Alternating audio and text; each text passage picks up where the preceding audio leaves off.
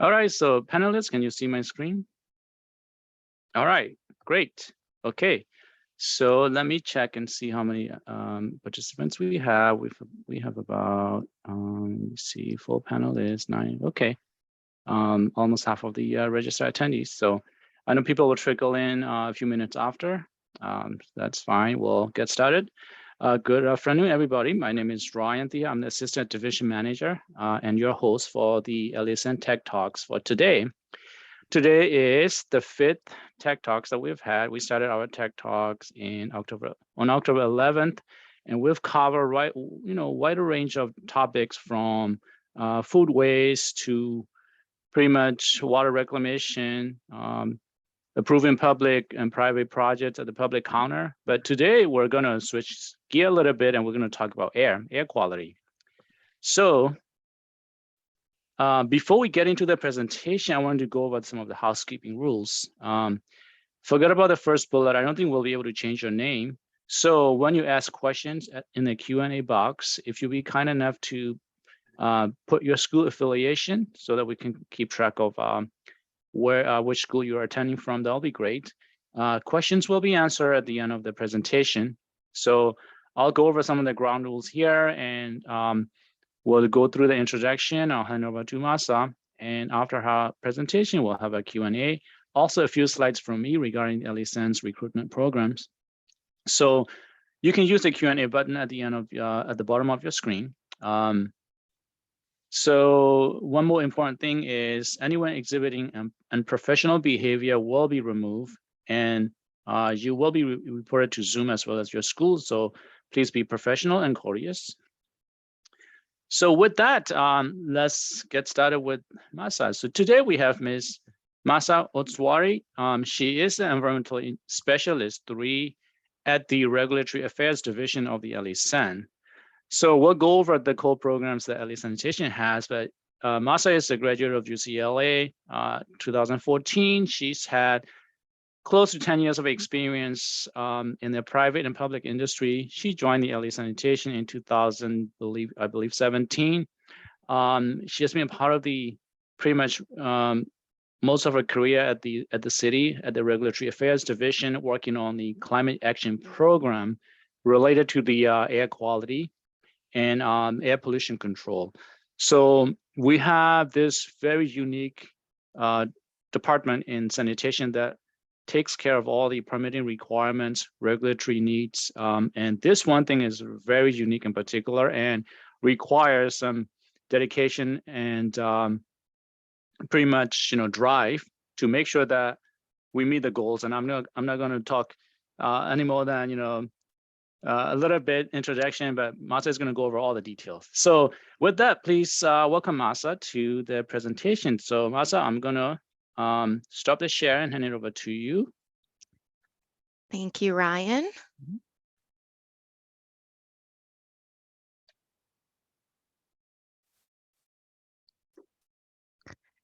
And everyone, can you guys see my screen? Yes. Yes. Okay, great. Good afternoon, everyone. My name is Mahsa Ostowari, and as Ryan previously mentioned, I'm an environmental specialist here at LA Sanitation and Environment. And today I will be discussing some of the work we do related to greenhouse gas emission quantification and reducing our impacts towards climate change and improving LA's environment. So as we all know, climate change is an ever-present threat facing our world and our city. It's driven by the release of greenhouse gas emissions that are not part of the natural carbon cycle through burning of fossil fuels. As I'm sure many of you are already aware, we're already seeing its impacts both globally and here in our city. In LA, some of the anticipated impacts include higher temperatures and more cases of extreme heat waves, changes to our water supply, more frequent and intense wildfires, and rising sea levels. This results in serious public health impacts to our constituents and especially to those in our most vulnerable communities. And even if we reduce our emissions completely right now, we will still feel the impacts of climate change. But it's reducing our emissions right now is still critical because it will help us avoid the most severe impacts of climate change. So just some background and context. Addressing and combating climate change is a real challenge because it requires collaboration between an array of government agencies, organizations, and the public. The city of LA is committed to being a leader in that effort and has made significant strides, starting with the release of Mayor Garcetti's first sustainable city plan in 2015. This plan was the first sustainability plan that included equal consideration for the environment, a healthy economy, and commitment to social equity. It identified a series of goals and measures that would lead the city towards reducing its GHG emissions and improving the overall environment. This was followed up with the release of LA's Green New Deal in 2019, which committed LA to the Paris Climate Agreement. If you remember at that time, on a national level, the US was actually being withdrawn from the Paris Climate Agreement. And so this plan really committed LA to those goals.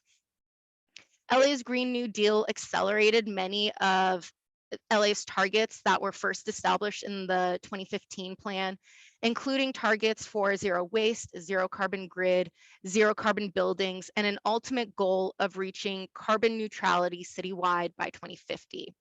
It laid down an even faster path and roadmap forward for how to reach those ultimate goals and create a more sustainable city for the future. As the lead department providing environmental services for the residents of Los Angeles, LASAN plays a crucial role in supporting the city's climate goals for the future. The Climate Action Program, which is the group that I'm part of, our program's goal is to bridge the gap between our current emissions and the ambitious high-level directives set forward in the Green New Deal. One critical aspect of doing that is to make sure we understand what our carbon footprint is. In order to manage and reduce emissions, you really need to be able to measure emissions. And so our program leads this effort on behalf of the city by preparing annual greenhouse gas inventories.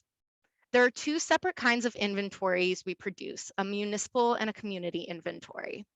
So the municipal inventory covers emissions solely associated with municipal operations. So the things that the municipal government has operational control over.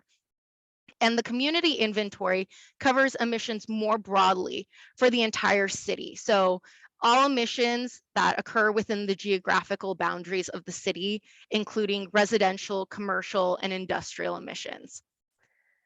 Emissions are quantified following globally established and accepted protocols, and they're categorized into sectors.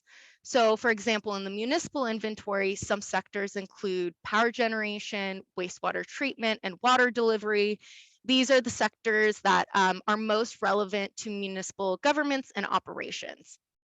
In the community inventory, there are overarching sectors, so stationary energy, waste, and transportation, that are then further split into subsectors. So for example, the transportation sector is further split into on-road, aviation, waterborne navigation, and railway emissions. By having emissions categorized in this way, we can understand what the primary contributing sources to those emissions are.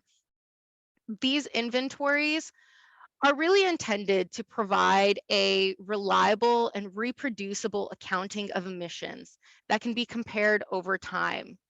And it allows us to understand the trends and drivers. Getting these trends and drivers from these inventories can then be analyzed and interpreted to evaluate the efficacy of existing programs and inform policymakers for future decisions. By understanding this information, the city can ensure it's taking a data-driven approach to climate action.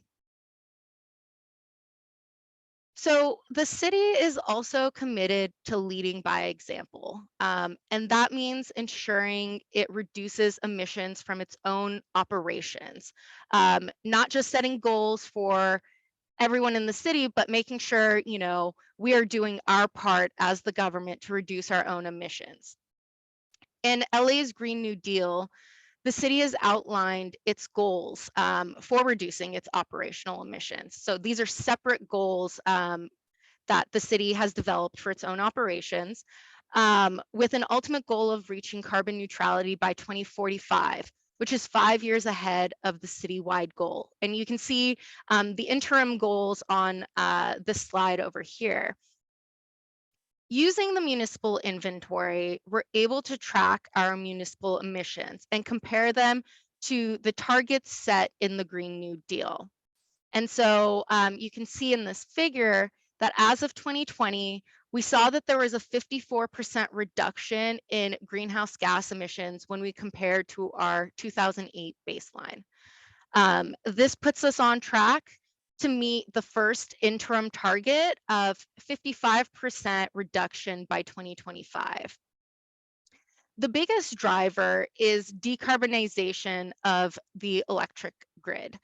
LA is unique in that we own and operate our own electricity utility, and that produces electricity for all Los Angeles residents. As such, that falls under the municipal inventory. Emissions associated with power generation fall under the municipal inventory since they are under our operational control.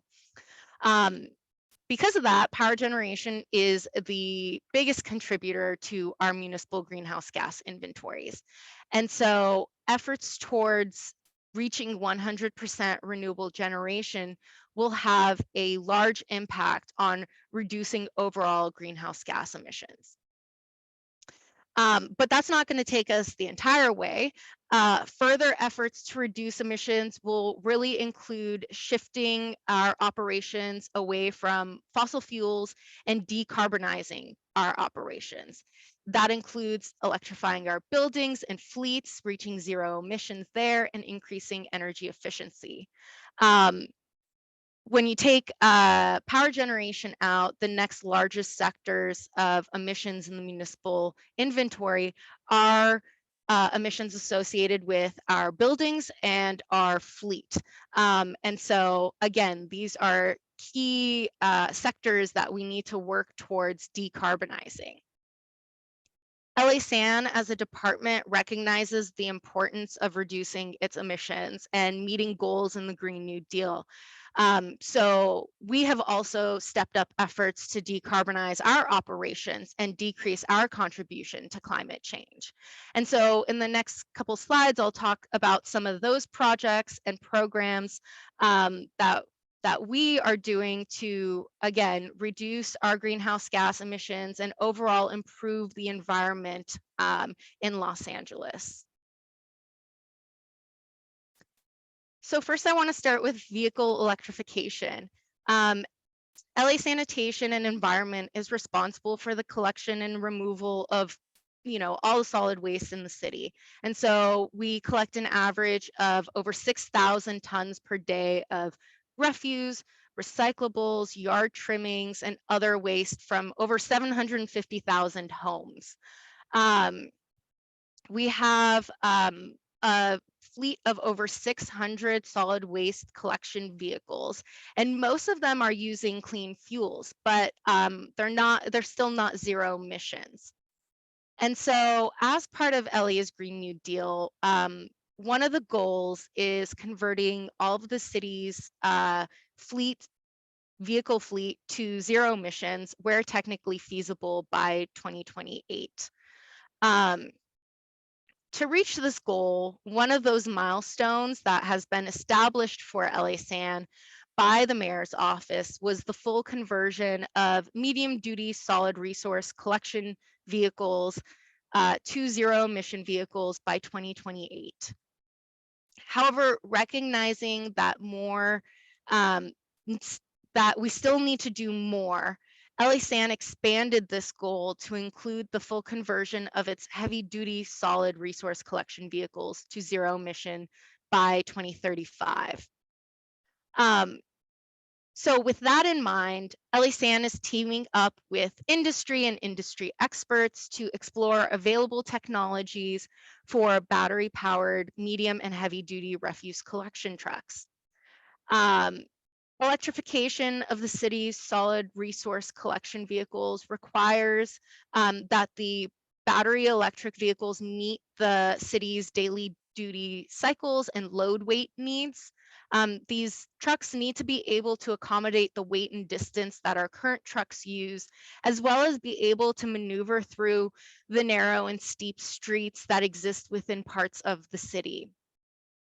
As such, LASAN has had to work very closely with the electric vehicle technology manufacturers and vendors to identify pathways forward towards this goal. There have been thus far some short-term medium-duty demonstrations that have taken place over the last couple months, and more that are scheduled for next year to test out the trucks. For heavy-duty electric trucks, LASAN has partnered with our regional South Coast Air Quality Management District, with Peterbilt, Cummins, and other vendor partners to test some heavy-duty electric trucks in our daily refuse collection operations for a year. And these demonstration studies are an opportunity for sanitation to understand the battery electric vehicle technology that's currently available, and identify, advantages and disadvantages, and identify where improvements need to be made to meet our operational needs. In addition to these studies, having the necessary infrastructure to support these electric vehicles is critical. So LA Sanitation and Environment is working really closely with our city's General Services Department and the Mayor's Office to plan for and build up the necessary charging infrastructure. So electrification of our fleet is a really big effort that requires a lot of collaboration between entities. Obviously, it's critical that we make these transitions to zero emission vehicles, but we also need to make sure that the technology is there and that they are reliable to ensure that our core operations and our core services to our customers in the city also continue. So the next thing I wanted to touch upon is the Hyperion Bioenergy Facility. So the Hyperion Water Reclamation Plant is one of the largest treatment plants in the world. It has an average dry weather capacity of 450 million gallons per day. And as part of the wastewater treatment process, digester gas is produced. Previously, this digester gas was pipelined to the neighboring LADWP scattered goods station to produce steam, or it was flared on site at Hyperion. But in 2017, LA Sanitation and Environment constructed the Hyperion Bioenergy Facility to use that digester gas on site to power gas turbine electric generators for the production of electricity and steam on site. And so this facility uses digester gas as a renewable energy source to generate power and meet Hyperion's electrical and thermal needs. And since all its power is now being generated on site, Hyperion no longer needs to rely on the electric grid for power. Next, I just wanted to touch on the criteria air pollutant inventory. So similar to the greenhouse gas inventories I mentioned earlier, this inventory is a quantification of the criteria air pollutant emissions. And you can see the criteria air pollutants on this slide over here. For those that are unfamiliar, criteria air pollutants are different from greenhouse gases in that greenhouse gases have a global impact through their warming potential. So, you know, greenhouse gases that we release here in the city have a global impact on, you know, for areas, you know, across the nation or across the world. Criteria air pollutants are a local environmental issue, and they cause local, immediate, and long-term health impacts. So, you know, air pollutants that we release here don't really impact people in New York. You know, it's a very local issue. And when we talk about air quality or smog in LA, we're primarily talking about criteria air pollutants. As many of you, I'm sure, know, air quality has been a long-term issue for Los Angeles. And while California and the region have made significant progress in improving air quality over the last decades, the LA region still exceeds national ambient air quality standards for certain pollutants. And therefore, efforts need to continue to, you know, helping us achieve cleaner air. And so this inventory that we developed was the first for LA, and it provided a baseline for the city and policymakers to understand the sources and contributors of emissions. It categorized emissions into 3 overarching categories of mobile, stationary, and area-wide. And within each of those categories, you know, emissions were further subcategorized to specific sources, and with a total of about 75 subcategories. What we found in this inventory is that, and perhaps is not surprising for anyone who lives in LA, that mobile sources are a major contributor for most of the pollutants studied, especially when we're talking about diesel particulate matter, NOx, and carbon monoxide. Almost 80% of their total emissions come from mobile sources. And then we also found that the city accounts for between 11 to 19% of county emissions, even though it's only about 10% of the area. And that's likely because, you know, the city has such a higher density of people and industries and traffic when you compare to the county at large. And so similar to what I discussed earlier with the greenhouse gas inventories, by understanding which sources are contributing the most to air pollution and to the various air pollutants identified, it allows the city to more effectively address those sources and implement policies that better reduce emissions so we can get reductions faster and bigger reductions. Yeah. And then next, another effort that's a little different, but it's still a really important aspect of our department, is the role that the California Environmental Quality Act, or CEQA, plays in assessing the environmental impact of proposed projects. CEQA is a state regulation that requires all projects meeting the definition of a project to evaluate all the potential environmental impacts of that project, assess the significance of those impacts, mitigate impacts to the greatest extent feasible, and then disclose those results. And the primary purpose of CEQA is to avoid, reduce, and prevent environmental damage, and to create an informed and transparent public decision-making process by disclosing that information to decision makers and the public regarding the environmental effects of a project. Any of LA Sanitation and Environment's projects that meet the conditions of a project are required to undergo a CEQA analysis before they can move forward. And so one example that of where CEQA comes into place is with the goal of 100% recycled wastewater. This is a goal in LA's Green New Deal, and there are citywide efforts to increase the amount of recycled water production at our water reclamation facilities. So the city currently imports a lot of its water, but as we know, climate change is impacting water supply and the availability of water. And so there are citywide efforts to increase water recycling to provide a local potable water supply to decrease the LA region's dependence on imported water and sustain long-term reliability.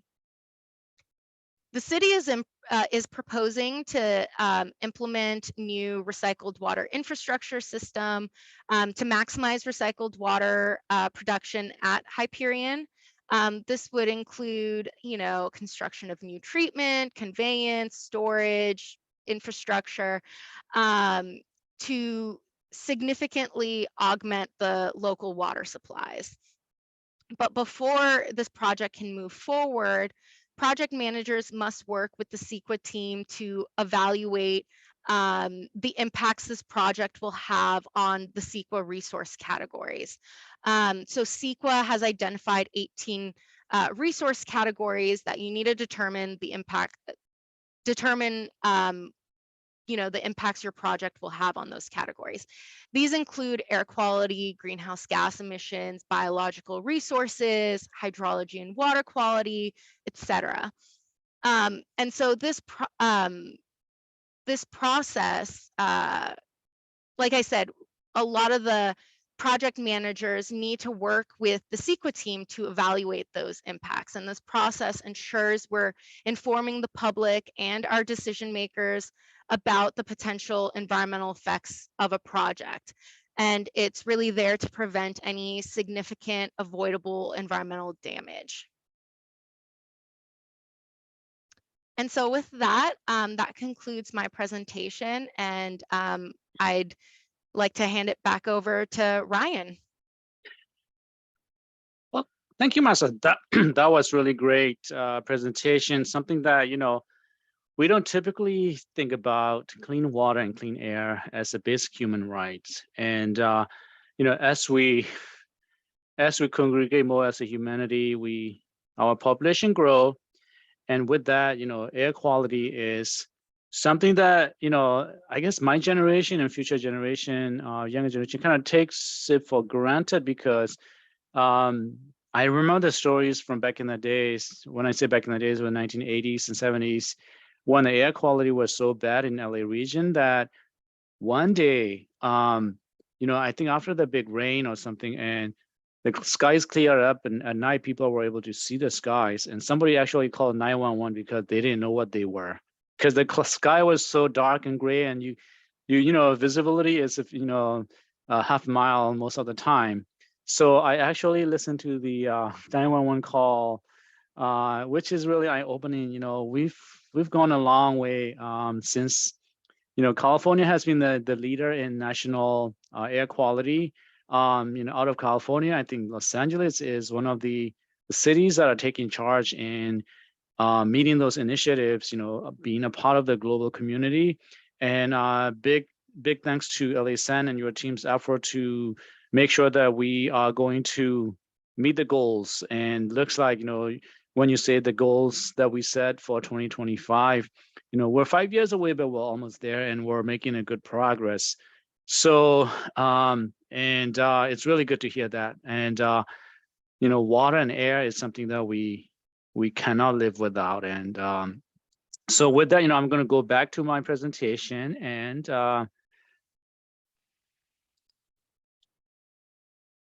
talk about some of the exciting opportunities that LA Sanitation has in meeting the future challenges, future challenges in water and clean air. A few weeks ago, James, one of our team member, he talked about the solar resources, how we're trying to recycle everything we generate. We're trying to recycle the food waste, trying to generate energy. We talked about wastewater turning into drinkable water, fully recycling the water by 2035. We talked about working with the private and public sectors in land developers with the community to make sure that we grow as a community responsibly. Every time we take away a piece of land that is natural and pervious, we kind of restore it back to where it's supposed to be, so that, today is a good example. When it rains, we want to be able to capture all the rain, but we do not have the infrastructure. Everything is paved over. So when the water falls on the ground, it has nowhere else to go except to the rivers and the creeks and to the ocean. With that, it carries a lot of pollutants. And Oval and Richard and Brad they talked about how important it is to protect our rivers and waterways. So today we talked about how important clean AI is in our internal goal as a city. So, if you want to be part of those challenging problem solvers, we have Environmental Engineering Associate. We have a lot of positions vacant that we're trying to fill in the next few months. And these are some of the basic requirements for you to be able to apply. So starting with the annual salary, we're pretty compatible with the rest of the industry in Southern California, starting with around $85,000 for annual salary. And your salary goes up as you go up your level, starting from Associate 1 all the way to Associate 4. If you have a professional engineering license, you get a bonus. We also have cost of living adjustments based on the ongoing rates. So in order for you to qualify, these are the basic requirements. You have to have a bachelor's degree. Master's is a plus.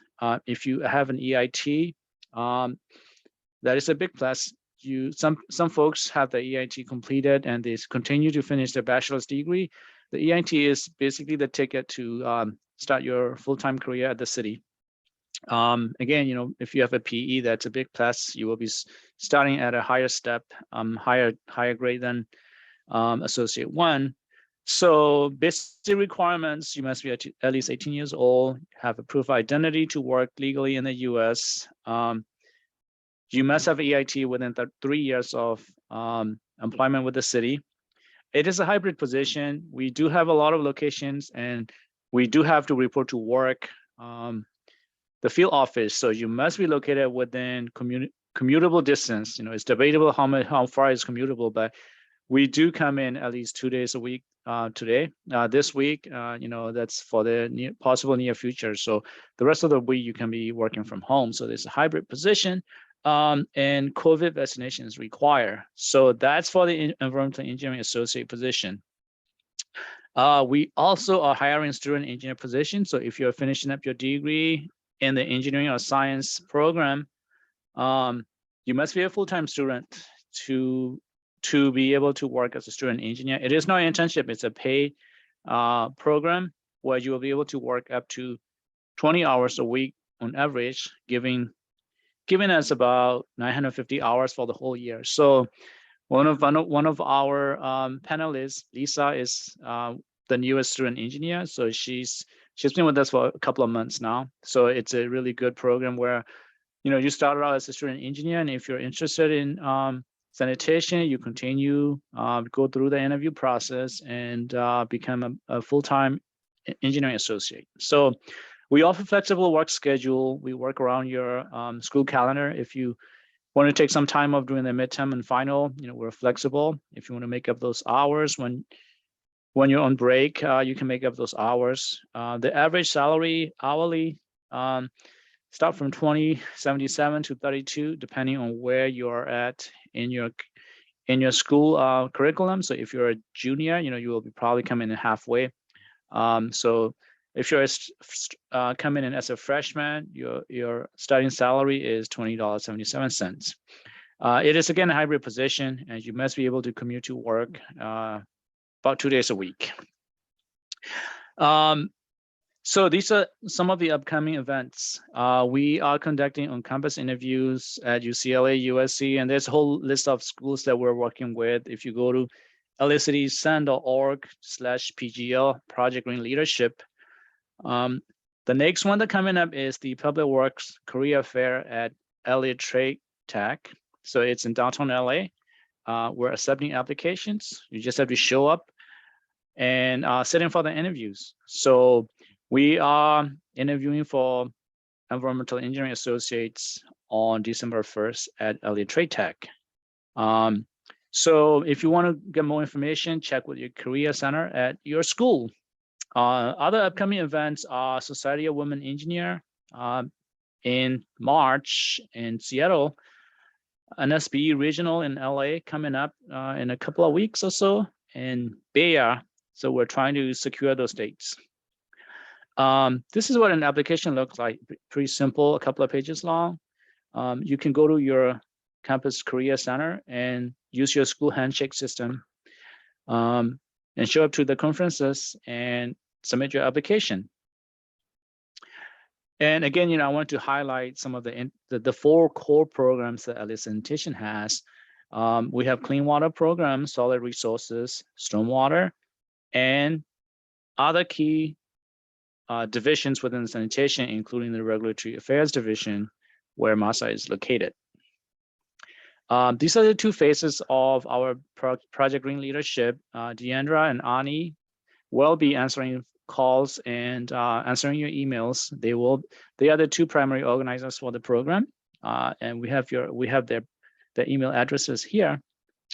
So again, in summary, today is November 8th. We just finished the air quality, counting carbons in our effort to cleaner air in LA. So with that, I'm gonna go into the Q&A. So I'm gonna go ahead and stop the share right now and get into the Q&A.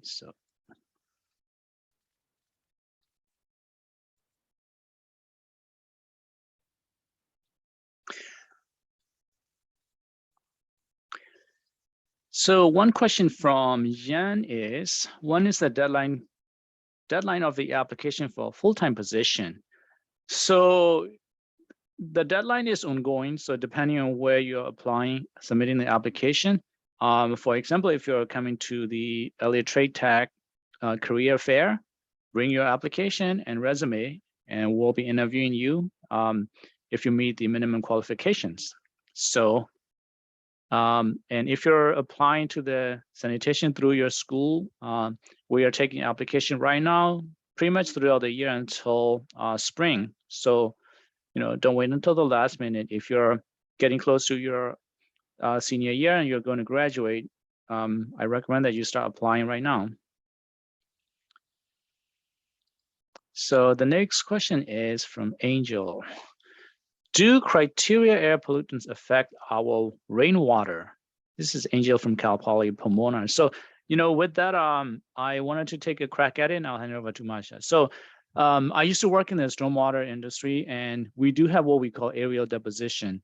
So, when you're driving a car, we all drive our cars, and there are particles that we generate, from the tires. We generate zinc and copper.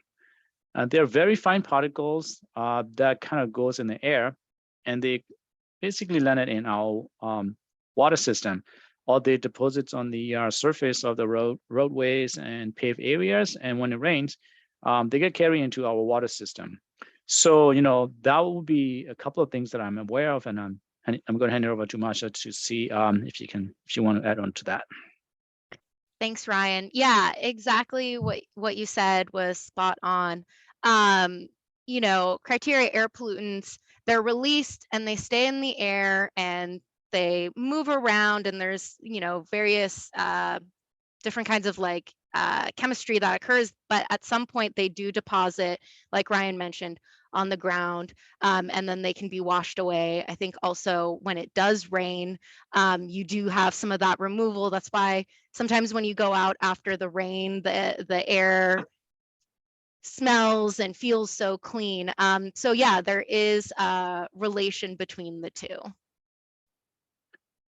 Thank you, Mahsa. So kind of circling back to one question that Jen asked, when is the deadline for the application? Our Chief Sustainability Officer, Mr. Walters, wanted to emphasize that for the on-campus interviews at the university, the deadlines are usually 10 days prior to the interview date. So, so if you're going through your handshake and you're through your school, make sure that you submit your applications well before that 10 days date. So,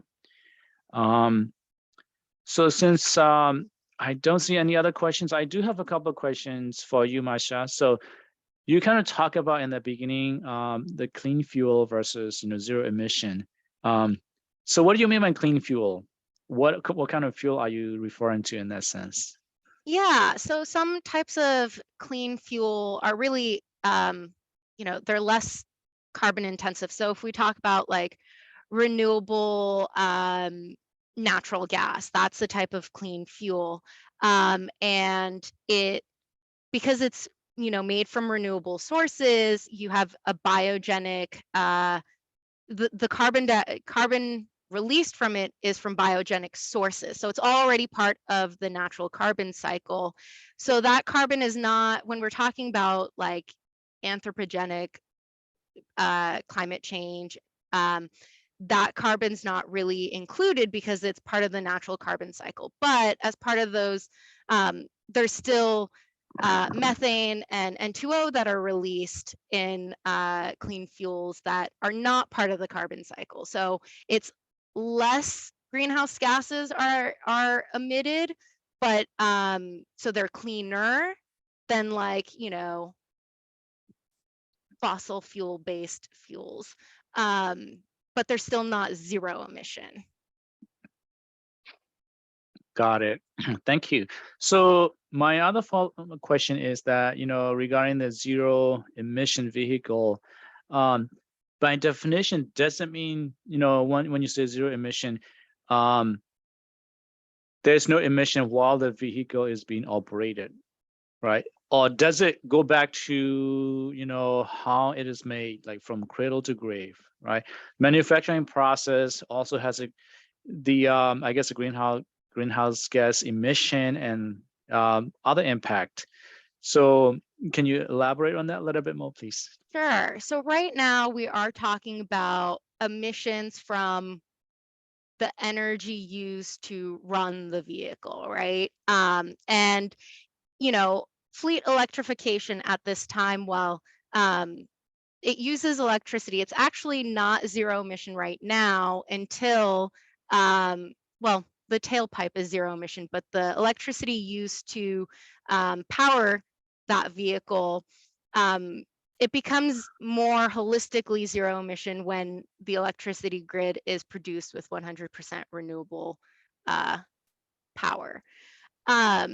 In regards to what you mentioned, you're spot on in that the production of vehicles is also, manufacturing and all of that also produces greenhouse gas emissions.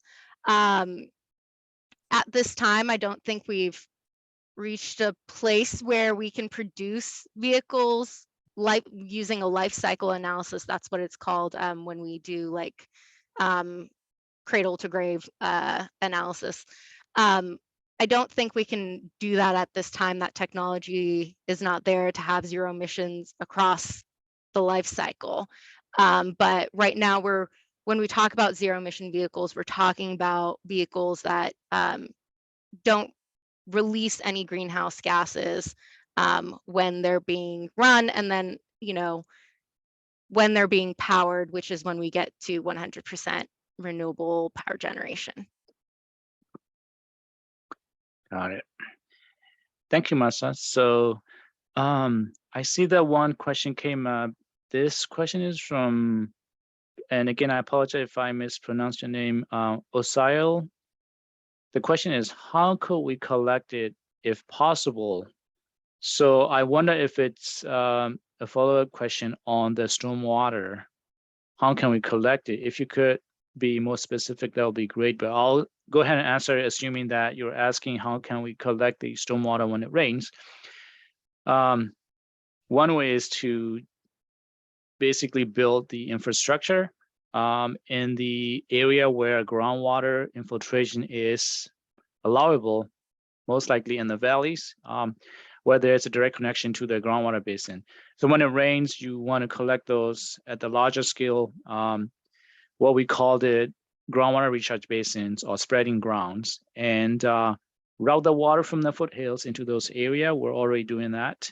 Another way to do is to collect at the small scale, at the end of the street, at the end of the block. If you go around sometimes in the valley, you'll see rain gardens and bioswales where the water from the gutter, the street, is directed into those swales and collected and the water collected there goes into the groundwater from those areas. So that probably will be my question. Oh, the particles that are part of the groundwater, I guess the pollutants that are seen in the air and water. I don't know, Mahsa, how do we once things get into the air and water, how do we collect them? Maybe, you can answer how we do that for the air quality. So that I don't actually have an answer for as far as how we collect it to clean it up. I know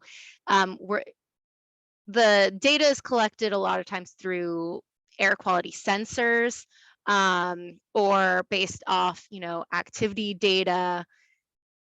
How to filter those particles, that is outside my area of expertise. Yeah, I will say that it will be quite challenging, to catch the air because it's pretty much everywhere. So, let it let nature take care of it over time.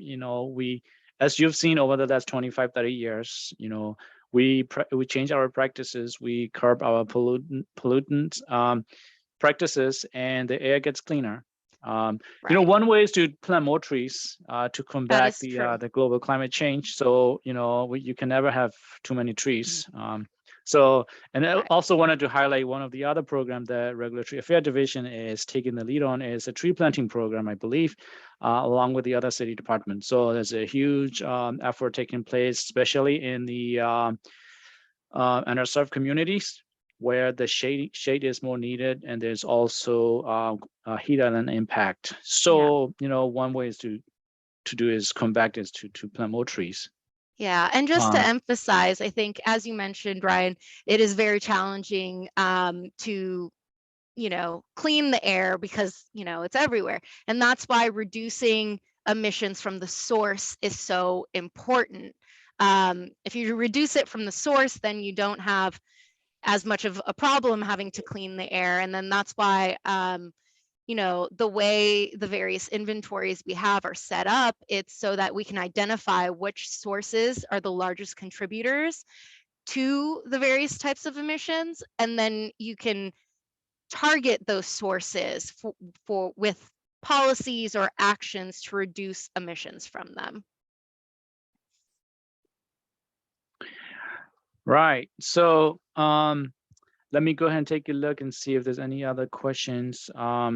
There's one from Oscar Pass. If you're an LASAN employee, do we submit another city application for the Environmental Engineering Associate position? This is from Oscar from UC Riverside.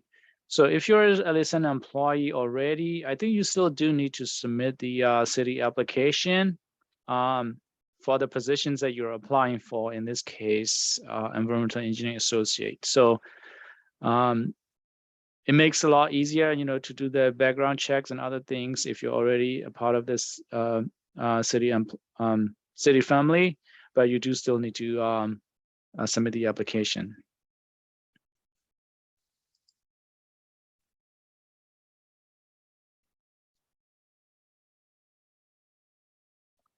All right. So we still have a few minutes left. So I just wanted to go over and highlight some of the important dates for our LASAN Environmental Engineering Associate recruitment program. So as I was going back and forth with the Q&A, Doug has been typing up some of the important dates that we are going to be conducting interviews. The first thing is Cal State LA. We are having on-campus interview on November 30th. Cal Poly Pomona, December 7th. NSBE registration, I believe, is open registration, November 18th through 19th. LA Technical Trade Tech is December 1st. And UCLA, USC probably will be in January of next year. So if you are from another university or colleges that were not actively conducting recruitment, you can always go to LA Trade Tech or NSBE interviews. One of our marketing managers, Pam Perez, Miss Perez will be there. And you might probably see myself and a couple other folks as well. So she will be sending out the emails and notifications.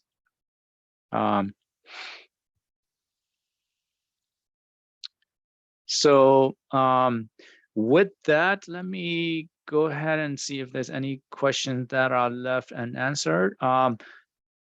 So the program from today and the past Tech Talks will be available online, and Pam Perez, our marketing manager, will be sending you the email with all the information that we've shared today.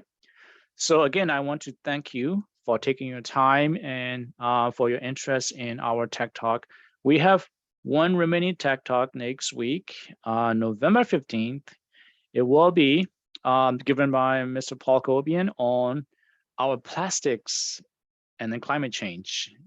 And it will be an interesting topic because we kind of kick off our Tech Talk with the food waste. So we're going into full cycle and see what we have, what kind of challenges that we're facing in plastic. Plastic is ubiquitous. And I'm looking around my, desk, and I'm surrounded by a couple of dozen plastic items, and some of them will probably go to the landfill. So something all we can relate to. So hopefully I'll see you soon again next week. And I want to thank you for your participation. And Mahsa and Lisa, thank you for your presentation and participating. So see you all soon. Have a good day. Thank you.